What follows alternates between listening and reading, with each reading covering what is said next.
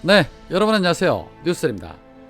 윤석열의 개사과 논란으로 전 국민이 공분하고 있는 가운데 윤석열은 거짓 해명을 하면서 이유야 어찌됐든 모든 것은 자신이 기획한 것이다 라고 사과를 냈지만, 실제로 사진을 올린 사람이 김건희라는 주장과 함께 인스타그램 계정 역시도 캠프에서 관리하지 않는다는 증언들이 나오면서 또 다른 논란을 만들고 있습니다. 여튼 입만 열면 거짓말이라는 논란으로 계속해서 국민들을 분노케 하고 있습니다. 그런 가운데 이번에 윤석열 캠프에 합류했던 국임당 중진 의원 중 한 명인 김태우가 한 라디오 프로에 출연을 해서 이 문제와 관련해서 해명을 하는 것이 또 다른 논란을 만들고 있습니다. 김태우는 개사과 논란에 대해서 실제로 우리나라의 반려견이 1천만 마리가 넘는다. 윤석열도 반려견에 대해 자식처럼 생각하고 있다. 그렇게 말하지 않았냐. 개처럼 국민을 본다. 이런 뜻이 아니다. 반려견, 자식처럼 본 너한테마저도 이런 미안함을 표현한 것이다. 라고 입을 털었습니다. 이게 대체 무슨 말일까요? 자식처럼 본 너한테마저도 미안한 마음을 표현해서 사과를 줬다?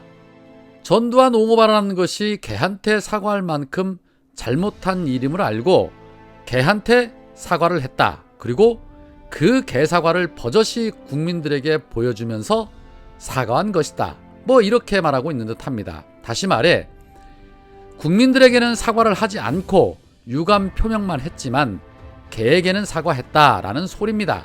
더 연장하면 국민은 개만도 못하다라는 뜻이 되는 것이죠. 하기는 뭐 윤석열이 개돼지 취급해도 지지하고 좋다고 하는 사람들이 많으니 그럴만 하겠습니다. 한국사회여론연구소가 전두환 옹호 발언과 윤석열의 사과 방식을 두고 유권자들에게 물었습니다. 그 결과 윤석열의 사과 방식이 잘못됐다라는 응답은 62.8%로 집계가 됐고, 적절하다는 응답은 22.7%로 집계가 됐습니다. 그리고 잘 모르겠다는 14.5%였습니다. 저는 저 22.7%에 주목을 해야 할 듯합니다. 아무리 정치에 여야가 있고 진영이 있다지만 국민을 개 취급하며 조롱하는 사람에게 적절했다라고 응답하는 사람들은 스스로가 무엇을 자처하는지 알고나 있는지 모르겠습니다. 우리 아이들에게 120시간 일하고 손발노동 하찮게 여기고 부정식품이라도 싸게 먹으라는 사람에게 정말 한없이 너그러운 마음들을 가진 그런 분들이 이렇게 많다는 게 그저 놀라울 따름입니다.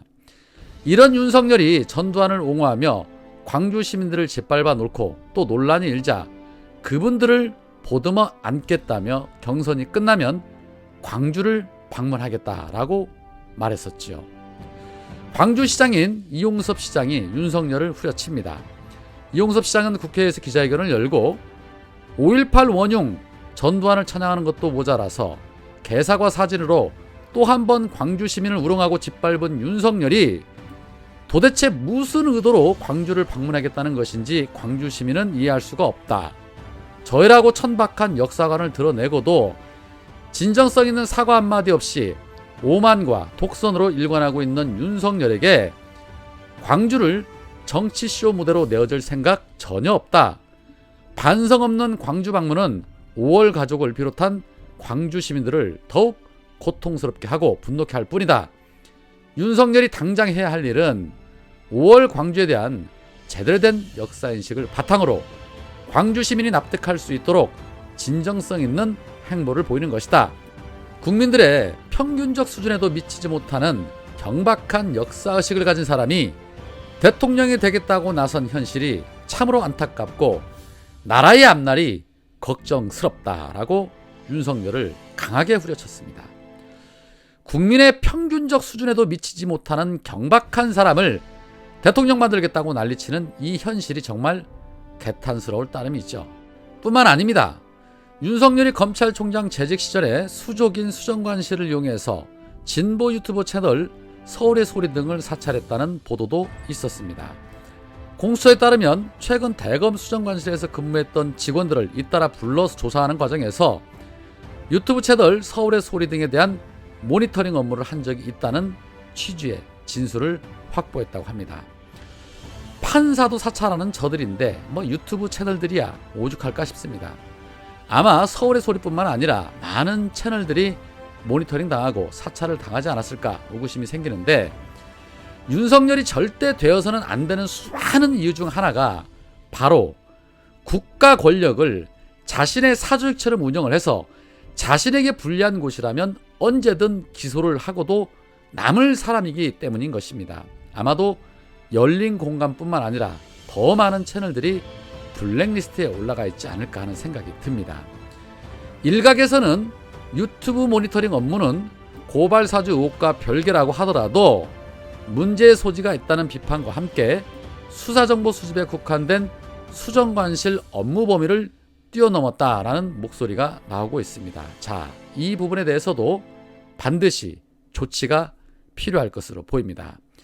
전두환의 후예답게, 이명박근혜의 후예답게 하는 짓이 정말 어쩜 그렇게 똑같을까 싶습니다. 자, 또 다른 한편 이 대장동 개발 의혹의 최전선에 서서 의혹을 제기하고 또 특검을 주장하고 앞장서고 있는 사람이 국임당 원내대표 김기현이죠. 민주당은 대장동 TF까지 구성해서 이재명 지사에게 총공세를 펼치고 있는 김기현에게 지난 2007년 KTX 울산 역세권 연결도로 노선이 당초 계획과 달리 김기현이 소유했던 임야로 휘어져 관통을 해서 수백억의 차익을 실현했다는 의혹과 관련해서 김기현 토착비리 진상규명 태스크포스팀을 구성하기로 했습니다. 울산을 지역구로 둔 이상은 의원이 단장을 맡고 또 의혹을 제기했었던 양이원영 의원 그리고 김혜재 의원이 함께 참여를 해서 이 의혹을 낱낱이 밝힌다고 합니다. 아유, 잘하셨습니다. 평당 3,800원짜리가 180만원이 되었다는 신비의 부동산 마술. 어떤 특권과 특혜가 있었는지 반드시 그 진실을 파헤쳐 주셨으면 좋겠습니다. 아울러서 울산 고래고기 사건도 빨리 재수사했으면 좋겠습니다. 그런 가운데 공수처가 고발사주 의혹과 관련해서 윤석열 최측근 손준성에 대해 구속영장을 청구했습니다. 공수처는 지난 주말 손준성에 대한 사전 구속영장을 청구했다. 이 사건 피의자 등 핵심적인 사건 관계인들에게 출석하여 수사에 협조해 줄 것을 누차 요청을 했지만 납득하기 어려운 사유로 출석을 계속 미루는 등 비협조적인 태도를 보였다라고 청구 배경을 밝혔습니다. 좋습니다. 공수처의 의지가 어디까지인지 상황은 좀 더 지켜봐야 할 것으로 보입니다. 과연 윤석열과의 연관성을 밝혀낼 수 있을지 지켜보겠습니다. 오늘은 여기까지입니다. 고맙습니다.